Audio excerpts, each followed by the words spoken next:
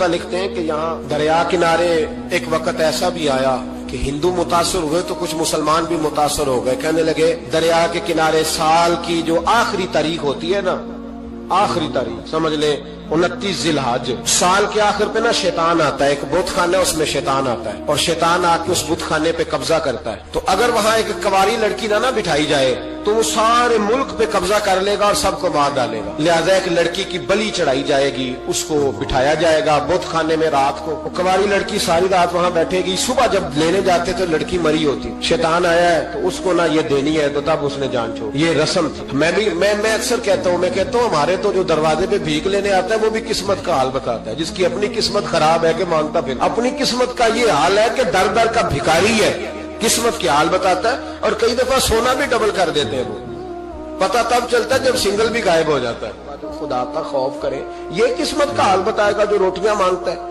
کچھ تو تھوڑا سا معیار زندگی بنائے. ہم مسلمان ہیں، ان کا بھی نظریہ بن گیا. مسلمان بھی اس نظریے کا شکار ہو گئے کہ جناب سال کے آخر میں ایک کنواری لڑکی بٹھائیں گے ورنہ وہ سارے ہندوستان کو مار دے گا.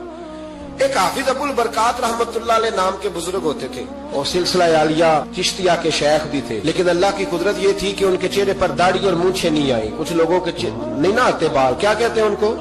کھودے. وہ ہمارا ایک لفظ ہے، بولتے ہیں پنجابی میں. ان کے چہرے پہ داڑھی نہیں تھی. وہ بھی کبھی کبھی اس رستے گزرا کرتے تھے تو قریب ہی ایک بوڑھی اماں کا مکان تھا. تو اماں بڑی مہمان نواز تھی. اس نے دروازے پہ، اگر بیوہ عورت تھی ایک کی اس کی بیٹی تھی، دروازے پر اس نے مہمان خانہ بنایا ہوا تھا. آنے جانے والے کو کھانا کھلاتی، چائے پہ شوق تھا اس کا. اور حافظ صاحب دن کے وقت وہاں آئے. اماں بڑا رو رہی تھی، کھانا بھی نہ ملا، چائے بھی نہ ملی. تو کہنے لگے میں تو اس رستے اس لیے آیا تھا کہ یہاں ٹھہروں گا. مہمان نوازی یہاں اچھی ہوتی ہے، ہوٹل تو ہوتے نہیں تو مہمانوں کو مہمان خانوں میں ٹھہرنا پڑتا تھا. تو اماں کدھر ہے؟ تو کہا اماں بڑی پریشان ہے. حافظ جی نے کوشش کی، نیک آدمی تھے، کہ اماں سے ملاقات ہو جائے. حافظ جی کا کمال یہ تھا کہ حافظ اتنے پکے تھے کہ ایک جگہ بیٹھ کر قرآن پاک شروع کرتے تھے اور وہی سارا ختم بھی کر دیا کرتے. اتنی پکی منزل کے حافظ تھے. تو حافظ ابو البرکات صاحب وہاں بیٹھے. وہ اماں کوئی بزرگ تھے حافظ صاحب. وہ اماں سے کسی طریقے ملاقات کی تو اماں ملتے ہی رونے لگی چیخے مار کے. اماں کیا ہوا؟ کہنے لگی حافظ جی ایک کی بیٹی ہے، خاوند فوت ہو گیا تو میں نے نکاح نہیں کیا، ایک بیٹی کے نام ساری زندگی کر دی. یہاں نا اب بت خانے میں میری بیٹی کو بٹھایا جائے گا. کچھ مسلمانوں کے بھی ہمارے گاؤں کے نظریات کمزور ہو گئے.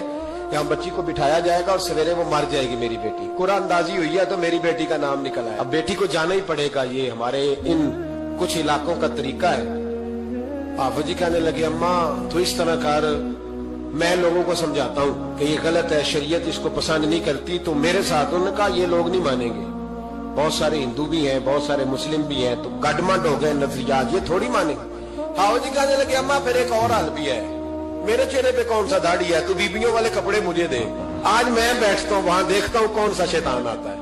عقیدہ مضبوط ہو نا. اقبال کیا کہتے ہیں؟ کہتے ہیں ارادے جن کے پختہ ہو، نظر جن کی خدا پر ہو، تلاطم خیز موجوں سے وہ گھبرایا نہیں کرتے. کہا مجھے دو کپڑے بیبیوں والے، میں بیٹھتا ہوں. اماں کہنے لگی وہ شیطان واقعی آتا ہے. آج تک جتنی بچیاں گئی ہیں سویرے مردہ ملی ہیں.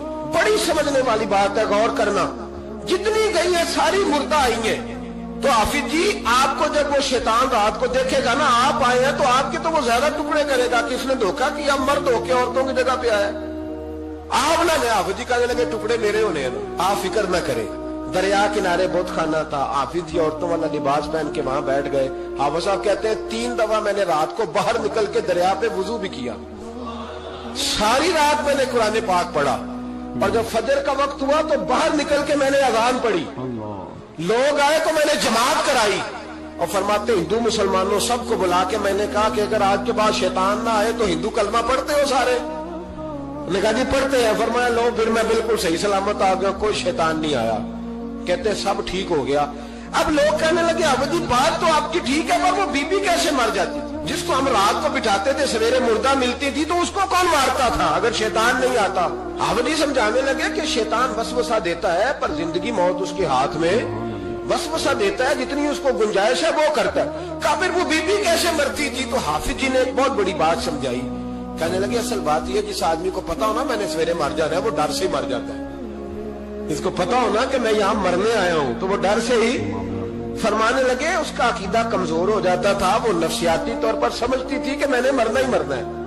تو خوف ہوتا تھا، کوئی قریب نہیں آتا تھا، دریا اور جنگل دائیں بائیں، تو صبح تک اس عورت کا دل بند ہو جاتا تھا، تو وہ خوف سے ہی اسے کوئی شیطان نہیں مارتا۔ اللہ کی عبادت کریں، عبادت سے برکت آتی ہے۔ حضرت ابو ادریس خولانی رحمت اللہ علیہ حضرت معاذ بن جبل کے شاگرد تھے، تابعی تھے، تابعی بزرگ تھے۔ فرماتے ہیں کہ میں جب سے حضرت معاذ بن جبل کی صحبت میں بیٹھا نا تو برے کاروباروں سے میری طبیعت و چاٹ ہو گئی۔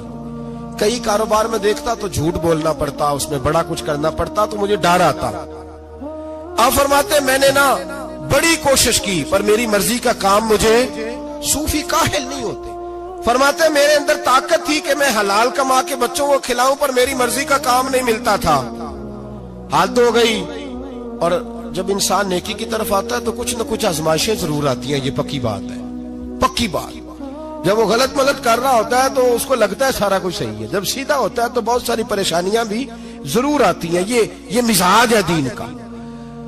آپ فرماتے ہیں میں پریشان رہنے لگا، حالات خراب ہونے لگے، آزمائش سخت ہونے لگی، کاروبار بند ہو گیا، کام ہی کوئی نہیں ملتا تھا، میری بیوی ناراض رہنے لگی، ہلکا ہلکا تو اس نے مجھے کہنا شروع کیا، پھر جلال میں آ گئی، اور ایک دن مجھے کہنے لگی اگر آج نانا کچھ لے کے آئے تو بچے لے کے میکے چلی جاؤں گی۔ آپ فرماتے ہیں میں بڑا پریشان ہوا، نکل گیا فجر پڑھ کے کام کی تلاش میں، میں نے ظہر تک تلاش کیا لیکن مجھے کام نہ ملا۔ آپ فرماتے ہیں نہر فرات کے کنارے تپتی ہوئی ریت پہ میں بیٹھا تھا تو میرے دل میں خیال آیا بندوں کی مزدوری نہیں ملتی تو آج اللہ کی نہ کر لیں، آج اللہ کی مزدوری نہ کریں۔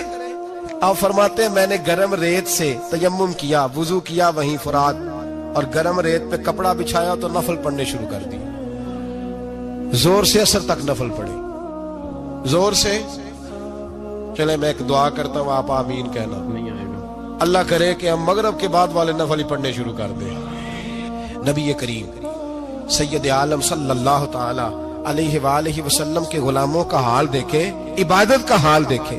فرماتے ہیں میں نے کہا آج اللہ کی مزدوری کرے، زور سے اثر تک نفل پڑھے گرم ریت پہ، اور جب اثر ہوئی نا تو میں نے اپنے رومال میں نا تھوڑی سی ریت باندھ لی، گھر کی دیواریں چھوٹی چھوٹی تھی، میں نے کہا بیوی نے دیکھا نا خالی ہاتھ آیا ہے تو اندر سے شور کرے گی، ہم سائے بھی سنیں گے، تو چلو جب دیکھے گی نا رومال میں کچھ ہے حوصلہ کرے گی، جب اندر جاؤں گا تو سمجھا لوں گا۔ آپ مسکرا رہے ہیں نا ہلکا ہلکا، اس کا مطلب ہے ان باتوں میں کافی صداقت ہے، پرانے بزرگ کر گئے تو اس کا مطلب یہ ہے کہ ان میں بہرحال کافی حد تک صداقت ہے، یہ شور ہوتے رہتے۔ کہتے میں نے وہ کہا کہ چلو دور سے دیکھے گی تو گھر جا کے سمجھا لوں گا۔ آپ فرماتے پہلے میری بیوی دروازے پہ بیٹھی رہتی تھی، بچے بیٹھے رہتے تھے، منتظر ہوتے تھے کہ کچھ لے کے آئے، گھر میں فاقہ ہوتا۔ آج میں گیا تو شور ہی کوئی نہیں، کوئی شے نظر نہ آئی، وہ ریت سے بھرا ہوا میرا پلو میں نے دروازے کے ساتھ رکھا، اندر چلا گیا، بیوی کو آواز دی کہاں ہو؟ کہنے لگی منہ ہاتھ دھو لو، میں روٹی لے کے آئی۔ ہاتھ دھو گئی، روٹی کدھر سے آئی؟ اس گھر میں تو فاقے تھے، کھانا کدھر سے آیا؟ کہتے روٹی لائی، سلاد بھی لائی، دودھ بھی لائی، اس زمانے میں جو نعمتیں تھی پھل بھی لائی، سارا آگے۔ میں نے گھور کے دیکھا، میں نے کہا کدھر سے آیا یہ سارا کچھ؟ کہاں ہے بچے؟ کہنے لگی روٹی کھا کے باہر نکل گئے۔ میرے دل میں خیال آیا میری بیوی کا کردار تو چاند سے زیادہ اجلا ہے، تو یہ سارا کچھ کیسے آیا؟ میں نے کہا یہ کہاں سے آیا سارا کچھ؟ تو کہتی ہے میری طرف دیکھ کے کہنے لگی پتہ نہیں آج کس کریم کی مزدوری کرنے چلے گئے تھے، پتہ نہیں کس کریم کی مزدوری پہ چلے گئے تھے، زور ہوئی ہے تو اس نے اناج کی بوریاں بھیجی ہیں، چاول بھیجے ہیں، پھل بھیجے ہیں، اتنا کچھ بھیجا ہے کہ میرے گھر میں رکھنے کو جگہ ہی کوئی نہیں۔ یہ کہتے کہتے اٹھی اور کہنے لگی پہلے ہی بڑا آیا تھا، اب اور کیا لائے ہو؟ آپ فرماتے میں سکتے میں تھا، اس نے جا کے میرا رومال جو کھولا، میں ریت لایا تھا، رب کریم نے ہیرے بنا دیے، وہ ہیرے بن گئے۔ آپ فرماتے کہنے لگی کس کریم کی مزدوری پہ گئے تھے؟ فرماتے میں اٹھا اور کچی زمین پہ سر سجدے میں رکھا، میں نے کہا مالک میں ساری زندگی دنیا راضی کرتا رہا، لوگوں کے دروازوں پہ کھڑا رہا، تعلقات بنا کر تھوڑی سی روزی کے لیے جدوجہد کرتا رہا، دھتکارا گیا، ستایا گیا، مولا میں تو تیرے دروازے پہ آج آیا ہوں، پوری دیہڑی بھی نہیں لگائی، زور سے سر ڈیوٹی کی ہے، اللہ تیری تھوڑی مزدوری کا اتنا اجر ملتا ہے، خدایا تو اتنا نوازتا ہے۔ فرمایا اللہ میں محنت بھی کروں گا، کام بھی کروں گا، لیکن دنیا کی مزدوری تھوڑی کروں گا، مالک تیری عبادت زیادہ کروں گا۔ بھائی یاد رکھو، ہم ساری زندگی لوگ قبروں میں چلے گئے، مسجد نہیں آئے، قبروں میں الہاکم التکاثر حتی زرتم المقابر، قبر میں جانے کا ٹائم آیا، لوگوں کی نمازیں پڑھ دی گئیں، پر لوگوں نے نمازیں شروع نہیں کی، نمازیں پڑھ دی گئیں۔ کہیں لے جاؤ، شادی کا موقع ہے تو وہ کراچی جانے کو تیار ہے، لیکن چند فرلانگ پہ مسجد ہے، مسجد جانے کو تیار ہے۔ اللہ کے ولی کی علامت ہے وہ عبادت گزار ہوتا ہے، اور جو نہ نماز پڑھے نہ نماز پڑھائے وہ زندیق تو ہو سکتا ہے، پیر ہو سکتا، میں ذمہ داری سے کہہ رہا ہوں، زندیق تو ہو سکتا ہے پر پیر ہو سکتا بالکل۔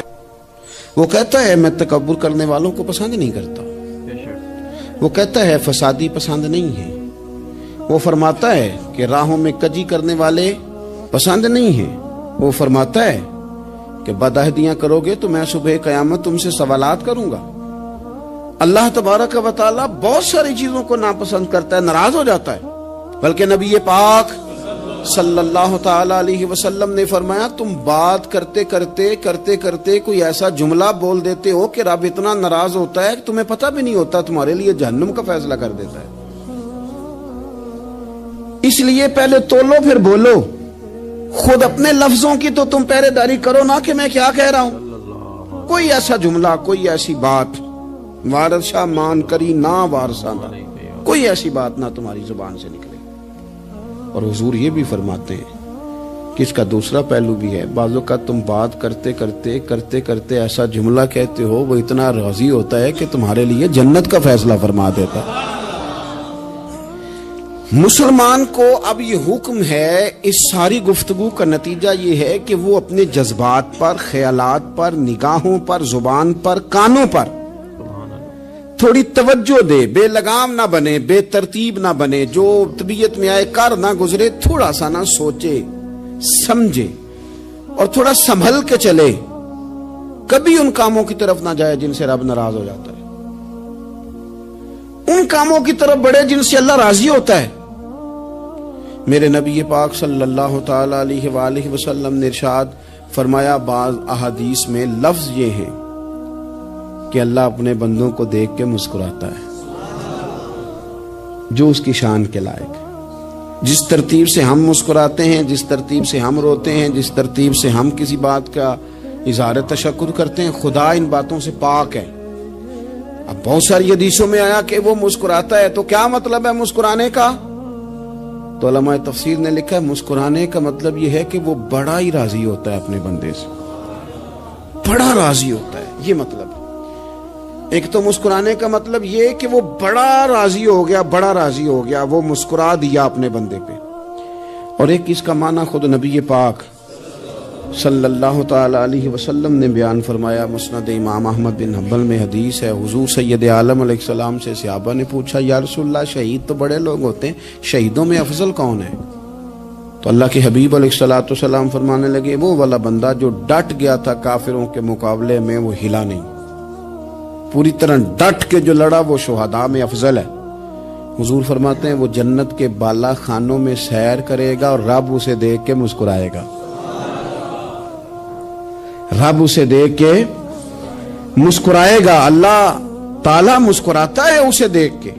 اور اگلے جملے میں حضور نے وضاحت کر دی، فرمایا جب رب دنیا میں کسی پر مسکراتا ہے نا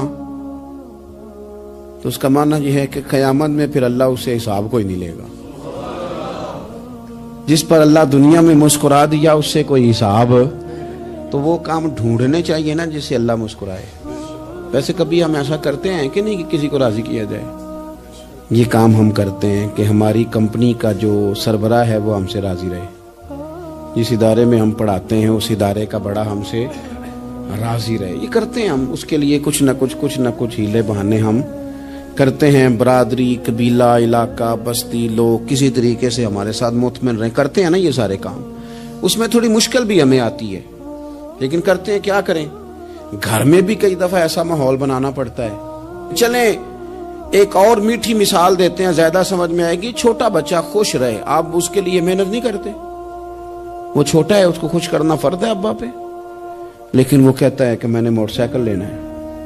چھوٹا ہے, چلا ہی نہیں پائے گا, تو ابا پھر اسے راضی کرتا ہے, کہتا ہے بیٹے چھوٹا سائیکل لے لے, چل میں تجھے اڑانے والا جہاز لے دیتا ہوں. مقصود کیا ہے کہ اس کو ناراض نہیں کرنا, یہ روئے نہ, اس کا دل نہ ٹوٹے. ہو یارو سنو نا میں کیا کہہ رہا ہوں. اگر چھوٹے بچے کے لیے وہ چیزیں ڈھونڈتے ہو, میرے ابا جی نا اپنے نواسے کے لیے کھلونا لے کے آئے, تو بچہ بڑا ہی کھیلا, تو ابا جی کہنے لگے لو پیسے پورے ہو گئے. میرے بچے کو پسند بڑا ہے نا, پیسے پورے کر چھڑے نے, دیکھو نا جی کتنا اس کو راضی ہوا ہے. تو انسان کیا کرتا ہے کہ کوشش کرتا ہے, چھوٹا بچہ بھی ناراض نہ ہو تو وہ چیزیں وہ ڈھونڈتا ہے کہ اس کو کیا پسند ہے, چاکلیٹ لے جاؤں, فلاں چیز لے جاؤں, آئس کریم لے جاؤں. تو ایک بچے کے لیے, گھر کے لیے, سربراہ کے لیے اتنی محنت کرتے ہو, تو وہ کام بھی ہمیں ڈھونڈ کے تلاش کرنے چاہیے نا, جسے رب راضی ہوتا ہے, اللہ راضی ہوتا ہے. بتاؤں وہ کون کون سے کام ہیں؟ نبی کریم صلی اللہ تعالی علیہ وسلم نے ارشاد فرمایا 3 لوگ ہیں جنہیں دیکھ کے رب مسکراتا ہے. یا رسول اللہ صلی اللہ علیہ وسلم وہ کون کون سے؟ تو محبوب فرمانے لگے, ایک وہ بندہ ساری مخلوق سوئی ہے, آدھی رات ہے, رات کا پچھلا پہر ہے, اس نے اٹھ کے وضو کر لیا, مصلی پہ کھڑا ہو گیا خدا کی یاد میں. فرمایا اسے دیکھ کے رب مسکراتا ہے جو اس کی شان کے لائق ہے. مسکراتا ہے اللہ. یہ تو سونے کا ٹائم تھا, یہ تو گہری نیند آنے کا وقت تھا, رات کا پچھلا پہر. رات پوے تے بے درداں نو نیند پیاری آوے, تے درد منداں نو یاد سجن دی ستیاں وی آن جگاوے. اور ساون کی کالی راتوں میں جب بوندا باندی ہوتی ہے, وہ راتوں کو اٹھ اٹھ روتے ہیں جب خلقت ساری سوتی ہے. اللہ مسکراتا ہے. اور سننا میرے بھائی, میرے نبی پاک صلی اللہ تعالی علیہ وسلم فرماتے ہیں جب مسلمان نماز کے لیے صفیں بناتے ہیں نا, ترتیب لگ رہی ہوتی ہے, اب اللہ کی بارگاہ میں کھڑے ہوں گے, قیام کریں گے, رکوع کریں گے, سجود کریں گے. فرمایا جب مومن صفیں بناتے ہیں تو رب دیکھ کے مسکراتا ہے, مسکراتا ہے. کمال ہو گئے عروج بندگی کا, جب بندے کو دیکھ کے رب مسکرائے. خدا بندے سے خود پوچھے بتا تیری رضا کیا ہے, مسکراتا ہے. اور میرے نبی پاک علیہ السلام فرماتے ہیں جب مجاہد جہاد کے لیے صفیں سیدھی کرتے ہیں. آج تو یہ رب کے نام پہ مرنے ہی آ گئے, یہ صفوں میں کھڑے ہوں گے, ترتیب سے لڑیں گے, ترتیب سے گلا کاٹیں گے کافروں کا یا شہادت لیں گے. فرمایا جب جہاد کے لوگ صفیں بناتے ہیں تو رب انہیں دیکھ کے مسکراتا ہے. کتنے نصیبوں والا وہ بندہ ہے جسے دیکھ کے مسکرا دیا. او یار کبھی تیرا بیٹا تیرے سامنے مسکرائے نا چھوٹا, تو تیرا دل باغ باغ ہو جاتا ہے. تیری ماں بیمار کسی ایک دن صحیح طرح ہنس پڑے تو طبیعت خوش ہو جاتی. مجھے بتاؤ نا جس کا رب بھی اسے دیکھ کے ہنس پڑے, جو اس کی شان کے لائق ہے, کیا اس بندے کے نصیبے ہیں, کیا اس کے مقدر ہیں. آپ اس مقام پر اپنے آپ کو لائیں. اب دیکھیں نا یہ حدیث آپ نے سن لی, اب ہم نے نا اس طرح صفحے نہیں بنانے جس طرح ساری دنیا, اب ذرا صفحے بھی شوق سے بنائیں گے. اب ذرا تھوڑا سا شوق پیدا کریں گے, بھئی یہ تو میں وہ کام کرنے لگا ہوں جسے دیکھ کے رب مسکراتا ہے. نبی پاک صلی اللہ علیہ وسلم نے فرمایا جب کوئی بندہ توبہ کرتا ہے نا, ہم توبہ کا رٹا لگاتے ہیں, یا اللہ میری توبہ, یا اللہ. اور توبہ کا تو مطلب یہ ہے کہ پچھلے گناہوں سے پکی توبہ, آج کے بعد یہ غلطی نہ کرنے کا پکا وعدہ. تو نے ساری شب برات رو کے گزاری ہے, بتا سویرے جھوٹ جوڑنے کا ارادہ ہے تیرا, آج کے بعد رشوت تو نہیں نہ لے گا, ملاوٹ تو نہیں نہ کرے گا, یہ توبہ ہے. اور اگر سارے کام اسی طرح کرنے تو پھر یہ توبہ کا رٹا ہے, جتنا مرضی لگاؤ. حضرت علی بن ربیعہ رضی اللہ تعالیٰ عنہ فرماتے ہیں میں مولا علی کے ساتھ تھا, مقام حرہ کی طرف جا رہے تھے, حضرت علی نے ہاتھ اٹھا کے دعا مانگی ہماری تعلیم کے لیے, ورنہ حضرت علی ہم صحابہ کو محفوظ عن الخطا تو مانتے ہیں نا. ہاتھ اٹھا کے کہا اے اللہ ہمارے گناہ بخش دے, تیرے علاوہ کوئی معاف کرنے والا نہیں. اور پھر حضرت علی آسمان کی طرف دیکھا اور دیکھ کے نا حضرت علی بن ربیعہ کو تو مسکرائے. حضرت علی بن ربیعہ کہنے لگے حضور مسکرائے کیوں ہو؟ فرمانے لگے ایک دن میں حضور کے ساتھ اسی طرح آیا تھا, اسی طرح حضور نے دعا فرمائی تھی ہماری تعلیم کے لیے، اور پھر حضور مجھے دیکھ کے مسکرائے تھے اور فرمایا جب کوئی بندہ رب کی بارگاہ میں اس طرح استغفار کرتا ہے تو رب مسکراتا ہے اور مسکرا کے فرماتا دیکھ لو میرے بندوں کو پتا ہے کہ میرے علاوہ معاف کرنے والا کوئی نہیں، انہیں پتا ہے، تم اس کی بارگاہ میں رجوع تو لاؤ، آؤ تو صحیح دو آنسو لے کر۔ اقبال کہتے ہیں کہ موتی سمجھ کے شان کریمی نے چن لیا، قطرے دو گرے میرے ار کے انفال کے، دو میں نے آنسو بہائے تھے تو اس کے کرم نے تو موتی سمجھ کے چن لیے۔ سنو نا حضور اس استغفار کو اللہ کو یار رات کو توبہ کر کے سونا چاہیے ہمیں۔ کچھ غلطیاں ہم کرنا نہیں چاہتے پر ہم سے ہو جاتی ہیں، کچھ دل ہم توڑنا نہیں چاہتے پر وہ ٹوٹ جاتے ہیں، ہماری مجبوری ہوتی ہے ٹوٹ جاتے ہیں۔ رات کو اس کی بارگاہ میں ہاتھ باندھ کے کشکول طلب دراز کر کے خوب استغفار پڑھنا چاہیے کہ مالک بندے ہیں نا کیا کریں، نفس کا ساتھ ہے، دنیا کا ساتھ ہے، خواہشات نفسانیہ، مالک معاف کر دے، درد سے توبہ، رسم نہ ہو، کہانی نہ ہو، لفظ نہ ہو، جملے نہ ہو، اور جناب ایسے لوگوں کے بیچ بڑے ہاتھ باندھ کے اور بڑا کوئی ضرورت نہیں، آپ اکیلے اپنی چارپائی پہ بستر کے اندر منہ دے کے بھی درد سے کہیں گے نا معاف کر دے تو وہ تو مہربانی بڑا ہے۔ میرے نبی پاک صلی اللہ علیہ وسلم مثال دیتے ہیں، فرمایا ایک آدمی صحرا میں جا رہا، صحابہ سے حضور خطاب کر رہے ہیں، فرمایا ایک آدمی صحرا میں جا رہا تھا، اس نے اپنی اونٹنی پہ کھانا پانی پیسے ہر چیز رکھی ہوئی تھی، صحرا تھا بہت بڑا، درمیان صحرا کے گیا تو تھوڑا سا سستانے کے لیے آرام کرنے کے لیے اونٹنی سے نیچے اترا، اب اس نے اونٹنی کی لگام اونٹنی کی نکیل اپنے سرہانے کے نیچے رکھی، ہاتھ کے ساتھ پکڑی اور سو گیا۔ تھوڑی ہی دیر کے بعد جب اس کی آنکھ کھلی تو دیکھا اونٹنی غائب ہے۔ صحرا میں وہ پیدل نہ آگے جا سکتا ہے نہ پیچھے جا سکتا ہے، نہ دائیں نہ بائیں، کھانے کو روٹی نہیں، پینے کو پانی کا قطرہ نہیں، تھوڑا ادھر بھاگا ادھر بھاگا، تھک گیا۔ کریم محبوب فرماتے ہیں وہ پوری طرح نڈھال ہو گیا اور مایوس ہو گیا، معاذ اللہ، مایوس ہو کے دوبارہ اسی جگہ آ کے لیٹ گیا جہاں پہلے لیٹا تھا، انتظار کرنے لگا کہ اب موت ہی آئے گی، آخری وقت ہے، نہ میں پیدل یہ صحرا کراس کر سکتا ہوں، نہ پیچھے جا سکتا ہوں، نہ کھانا ہے نہ پانی ہے، سوائے موت کے کوئی سہارا نہیں۔ حضور فرماتے ہیں وہ رستے میں دوبارہ لیٹ گیا، اچانک اس نے رخ بدلا تو اونٹنی سامنے کھڑی تھی۔ حضور نے صحابہ سے پوچھا بتاؤ نا اسے بھلا کتنی کو خوشی ہوگی؟ یا رسول اللہ جی سے نئی زندگی مل گئی ہے۔ آپ دیکھیں نا سارے ڈاکٹروں نے کہہ دیا کہ اس کے تو گردے میدا جگر ہر چیز ختم ہے، گھر لے جاؤ خدمت کرو، ہر طرف پریشانی ہے۔ وہ بندہ بھی سمجھ گیا ہے کہ آخری وقت آ گیا، کل جاؤں پرسوں جاؤں، تیاری ہو گئی، سب لوگ آ گئے، باہر والے بھی آ گئے، یہ ماحول ایک عجیب رنگ اختیار کر گیا۔ اچانک ایک ڈاکٹر نے آ کے کہا نہیں نہیں غلطی لگ گئی تھی۔ مجھے بتائیے انداز کیا ہوتا ہے؟ بغیر دوائی کے بندہ اٹھ کے کھڑا نہیں ہو جاتا، او میں تو بچ گیا ہوں۔ نبی پاک صلی اللہ علیہ وسلم فرمانے لگے اس کی اونٹنی مل گئی، بتاؤ بھلا اسے کتنی خوشی ہوگی؟ یا رسول اللہ وہ تو دوبارہ دنیا میں آ گیا۔ حضور فرمانے لگے اسے کچھ بھی خوشی نہیں ہوئی۔ جب کوئی رب کا گناہگار بندہ آ کے توبہ کرتا ہے، رب کو اس سے کئی گنا زیادہ خوشی ہوتی ہے۔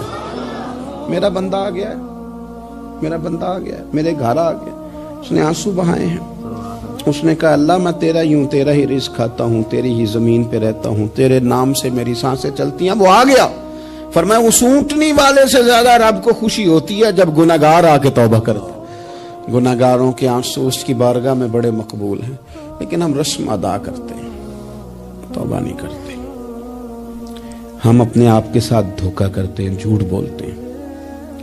ہم بندہ کوئی ناراض ہو جائے تو ہمیں کوئی نیند آتی، اس کے گھر چلے جاتے ہیں۔ ہم اپنے سارے رشتوں کو تعلقات کو مینٹین کر کے رکھنے کے عادی ہیں۔ ہمیں پتہ ہے کہ وہاں میں نہیں جا سکا تو بیٹا بھیجتا ہوں، فلاں شادی پہ میں نہیں جا سکا تو بھتیجا بھیجتا ہوں، بھائی بھیجتا ہوں، ہر تعلق کا ہم نے خیال رکھا کوئی روٹھ نہ جائے۔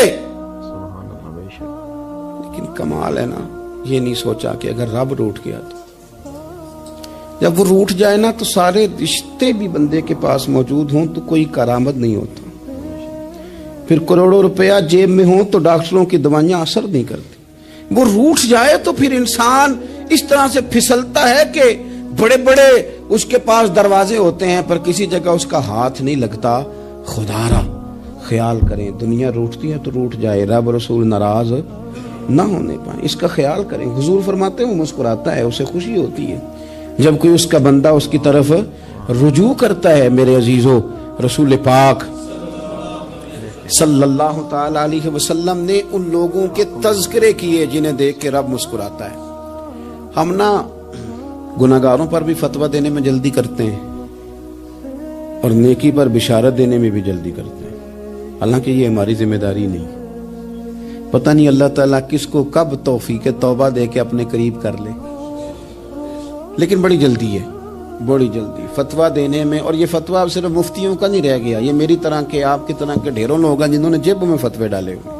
بھئی آپ نے کیوں ذمہ داری لے لی ہے جنت میں داخل کرنے کی اور نکالنے کی؟ یہ تو میرے رب کریم کا کرم ہے, وہ جس کو چاہے جب چاہے جتنا چاہے عطا کرے. لیکن کچھ لوگ نا بڑے پکے ہو گئے ہیں کہ شاید جو میں سوچ رہا ہوں وہی درست ہے. کبھی کبھی کچھ چیزیں عجیب بھی ہوتی ہیں, لہذا خدا کی رحمت پر بھروسہ کر کے بات کرنی چاہیے, اپنی مرضی کے فتوے نہیں داغنے چاہیے.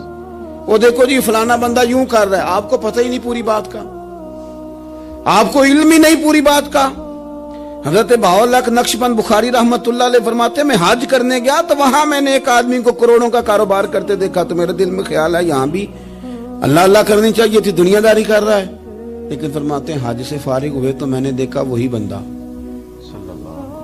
سارا کچھ رب کی بارگاہ میں خیرات کر رہا ہے اور سینکڑوں غریب حاجی ہیں جن کو پورے خرچے دے رہا ہے. تو میں نے وہیں اپنی سوچ سے توبہ کی کہ میں کہاں تھا. بڑی جلدی کھڑے نہ ہو جائیں. حضرت حسن بصری رحمت اللہ تعالی علیہ ارشاد فرماتے ہیں کہ میں دریا کے کنارے گیا تو وہاں میں نے ایک شخص کو دیکھا, وہ اپنی ایک خاتون کی گود میں سر رکھ کے بیٹھا اور قریب ایک بوتل بھی پڑی ہے. میرے دل میں معاذ اللہ خیال آیا کہ دیکھو کس انداز میں ایک عورت کے ساتھ یہ ہے اور پاس بوتل بھی پڑی ہے, جانے شراب ہے. کہتے میں سوچ ہی رہا تھا کہ اچانک